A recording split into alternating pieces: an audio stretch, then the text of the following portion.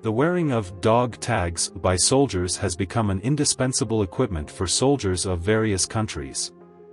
The term dog tag originated from the U.S. military, and its official name should be soldier identity tag.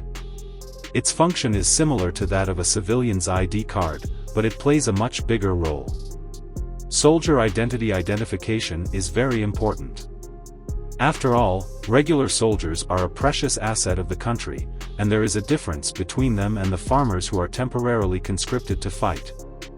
It varies under different conscription systems. For example, the knights that were once popular in Europe were a unique class, and identification not only involves social status, but also specific interest distribution. Although dog tags are a modern product, similar items have existed in the ancient societies of many countries in the world. Soldiers heading to battle would receive an item with their name, hometown, or other information written on it. The material could be wood, paper, cloth, etc. The biggest function of this identification item is to facilitate the identification of the deceased during battlefield cleanup, and also to prove one's identity when gathering scattered soldiers. With the development of society, the military system is also undergoing changes. For example, the popularization of the pension system requires accurate knowledge of the identity of deceased soldiers, which is a good thing from the perspective of social development, but soldiers who have to go to the battlefield have their own opinions.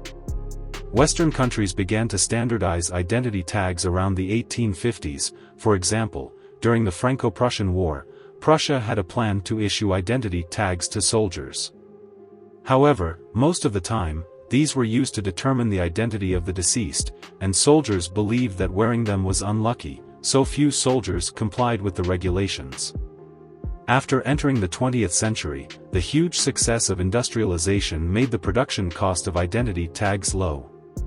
In 1907, Britain first used aluminum to make small round tags, and relevant information such as the soldier's name, rank, and legion were stamped onto the aluminum based on the soldier's actual situation.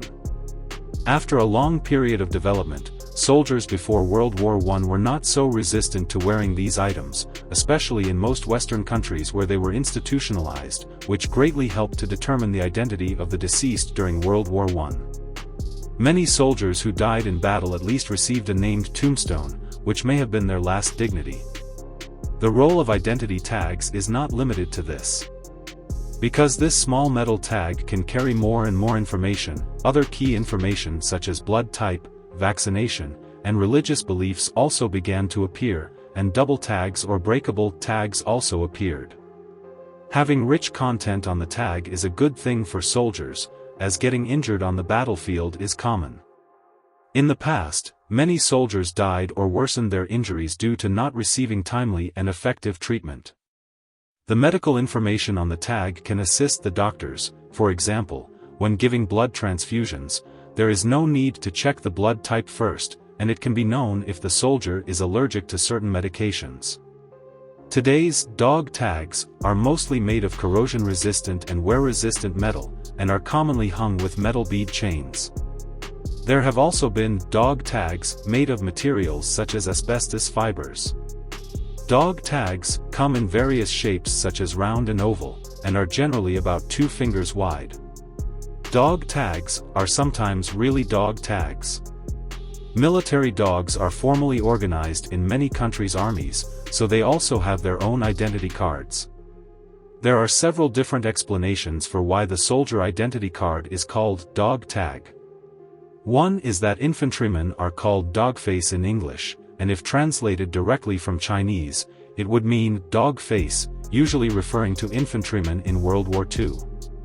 Another explanation is that American media mogul William Randolph Hearst opposed President Roosevelt's policies, and in 1936, the Social Security Administration planned to issue personal identity tags.